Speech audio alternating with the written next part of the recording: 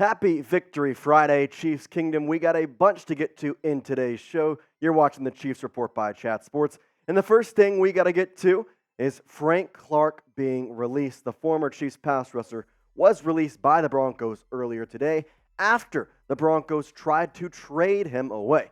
Rapoport had it today saying the Broncos are releasing veteran pass rusher Frank Clark. Sources say they were unable to find a trade partner, and so, well, is it Frank Clark's time to come back to Kansas City? He had a pretty decent run with the Chiefs.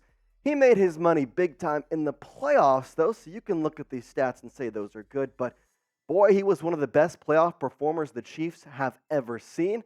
And, heck, you could use him down the road. This defense has already been very, very good. I think that maybe it wouldn't be a bad idea to add him depending on, cap space, how much it works. Maybe having to cut some guys around that. But I think the big reason, and we've talked about this a lot throughout this show, he's really, really good friends with Chris Jones.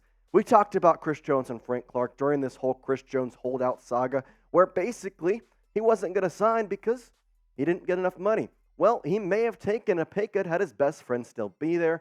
Now, he's gone. You have a chance to bring him back, and who knows? Maybe bringing Frank Clark back pushes Chris Jones' hand and says, maybe I am going to sign back. Maybe I'll take a little bit of a pay cut to stay and play with my friend, to stay and play with the Chiefs. I think it could work. This team and this defense, heck, why not go out? He's probably going to be cheap. It's just a matter of if that cap space works out, and I'm sure Brett Veach could find a way. But would you even want that to happen is the question. Let me know in the comment section of today's video, would you sign Frank Clark? Type S for sign or type P for pass, because I think it's an interesting topic. Obviously, he didn't work out with the Broncos, but he's had proven success with the Chiefs. Andy Reid knows how to coach players, and I think from what I saw with Frank Clark at the Broncos, he seemed a lot happier with the Chiefs. Why not bring him back and see what you can? So make sure you get in the comments, type S for sign or type P for pass. Let's move in here to the Justin Watson injury update. So last night against the Broncos, Watson fell on his right wrist and got out of the game. Rapoport tweeted this again, saying Watson, who leads his team with 29.9 yards, he suffered a dislocated elbow last night, and the x-rays were negative, getting him an MRI right now. He is going to be out at least a few weeks is the big takeaway from that tweet. So what do the Chiefs do? It's tough because, in all reality, he was a top receiver on this team. Looked pretty good. No touchdowns, but 21.9 yards per catch is absolutely insane. And just like our report mentioned, he is the guy with the biggest average per catch. It's a big loss. I'm not going to settle it here. That's a big loss to the Chiefs because it takes away some of your wide receiver depth, which has been a staple piece to this Chiefs offense thus far this season, and has really been a reason why this wide receivers can keep afloat. There's no clear wide receiver one, so having that depth has been able to move the ball around, and as Patrick does, he kind of makes something out of nothing and uses everybody and their skill sets properly. Now here's the thing that may work out perfectly for the Chiefs. There are 2 returning players this upcoming week, and with that, you're going to have to move some players around. You're going to have to cut some guys. You're going to have to put some guys on practice squad. Things are going to have to moving on the 53-man roster. So, Richie James coming off IR. You have Charles Omenihu coming off suspension. Let's kind of talk about Richie James coming off IR. Maybe you just switch them. What if Watson goes to IR? Rapoport mentioning it's going to be a few weeks at least. What's a few? 2, 3, 4? Well, why not put him on IR, make it the 4 weeks, and boom, you just put Richie James on the squad. You don't need to cut anybody. Montrell Washington gets to stay as the returner, and you just slot Richie James into that Justin Watson role, which could mean more targets for possibly Richie James if he comes back, or maybe you get Justin Ross going, which would be a great sight to see. But either way, we'll have you updated. There is no clear word yet on how long Watson will be out, but it's not looking like he'll be back anytime soon. Okay, last night's game was a win, but it was a win in ugly, ugly fashion, 19-8. And let's kind of talk about some overreactions to this win, because it's funny when you win and there's still a lot of overreactions from it. I think the first one and the biggest one I want to hit right off the top is that people are saying Mahomes can't win without Kelce. I will say, in this season, Kelce has been an absolute force. And against the Broncos, he performed well once again. Now, he has been a menace to the Broncos ever since he stepped foot onto Arrowhead. He's just been a guy who is always able to go out and take them down. But I'm not going to stand for this whole Mahomes can't play without Kelce, because there's only a minimal amount of games we have to take these stats. But the QBR, it's a little lower with Kelce, but as it should. You have the best tight end of all time.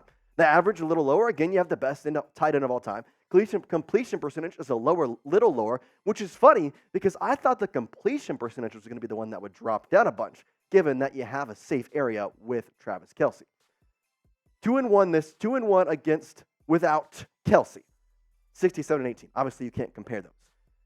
Yes, is his stats better, but it's not like Kelce is the key. Well, maybe he is this year, though, because the Chiefs have lost one game. Now, in that one game, they weren't just missing Kelce, they were missing Chris Jones as well. But you can't deny the facts. This year, the Chiefs are 5-0 when Kelce is on the field. Without him, they are 0-1. But I'm stopping it right here. This is dumb. Patrick would be fine without Travis Kelce. Does Travis Kelce help? 100%. But you have the greatest tight end of all time. How in the world would he not help your quarterback stats? It makes zero sense that people are saying this. And honestly, I know that people don't actually believe this. They're just going in and trying to get under Chiefs fans' skins. And it kind of worked. I got to be honest. But hey, maybe you have a different opinion. Maybe you think, you know what I've seen? I've seen that Mahomes does need Travis Kelce. He's only played 3 games without him in his career. Now, those 3 games were his first game ever, a Steelers game where Travis Kelce was coming from COVID, and then this season opener in 2023. Let me know if you think Travis Kelce is needed for Patrick Mahomes to succeed. Type Y for yes in the comment section or type in for no. Let me know. I think I'm going to make this one the pinned comment. So get in the chat and let me know what you're thinking about this whole debacle.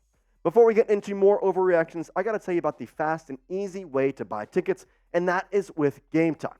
Now, Game Time knows you shouldn't have to worry about buying tickets to your next big event, and Game Time is going to have the best way to buy tickets for sports, music, comedy, and theater events near you. Game Time is going to give you the peace of mind when buying tickets, and with their best price guarantee, Game Time will take the guesswork out of buying tickets.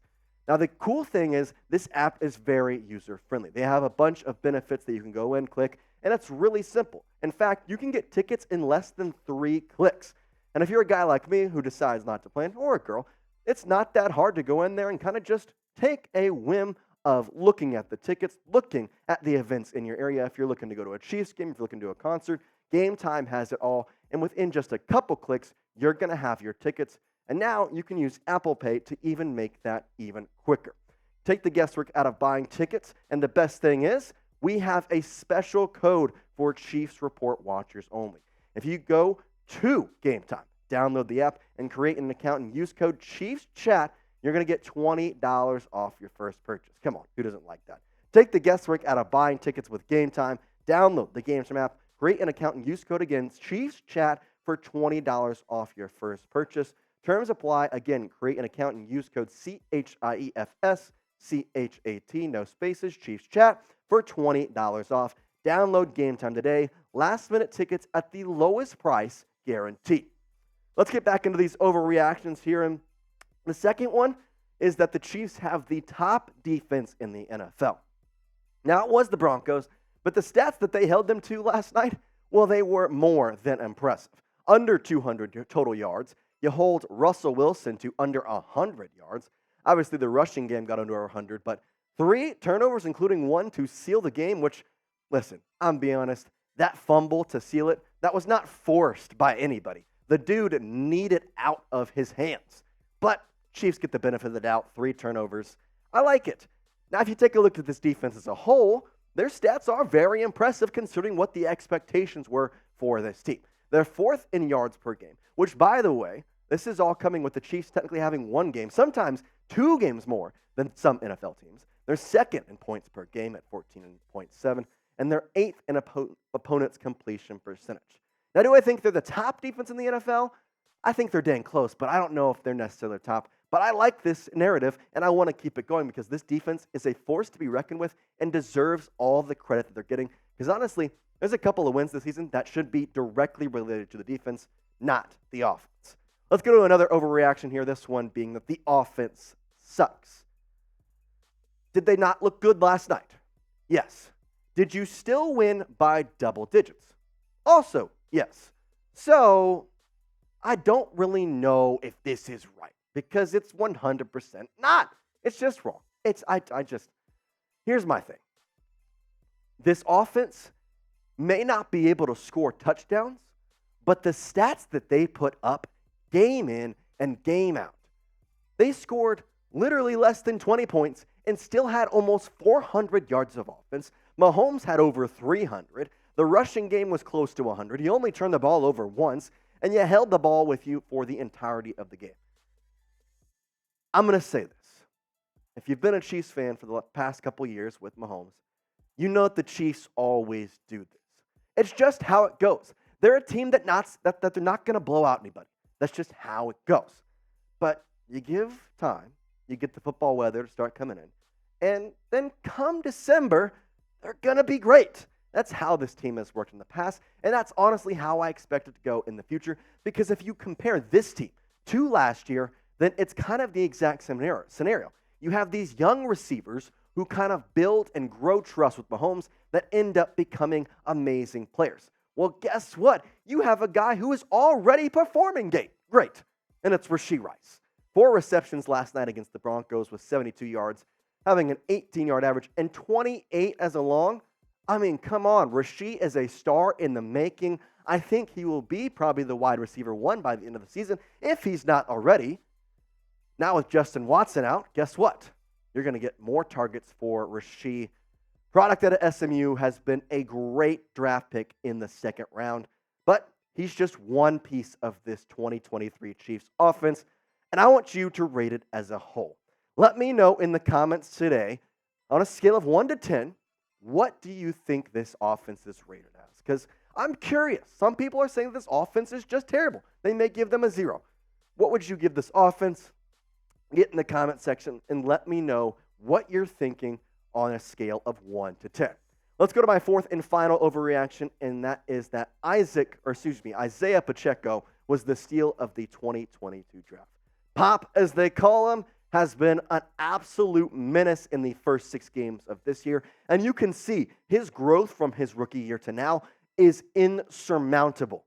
I mean, if you just look at these stats, 6 games last year, he didn't even have 150 yards. He barely had over 30 carries. By the way, he's had 20 in a game this year, along with the 3 total touchdowns. And the big thing that I look at, he has become somewhat of a receiving back in a way. 17 receptions and 135 yards.